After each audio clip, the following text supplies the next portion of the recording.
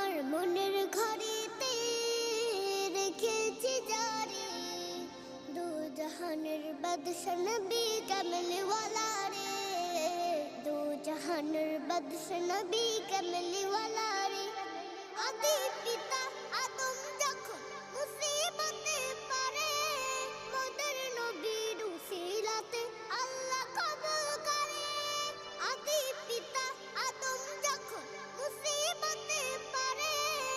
মোদের নবীর উসিলাতে আল্লাহ কবুল করে শাফায়াতের বিচারেতে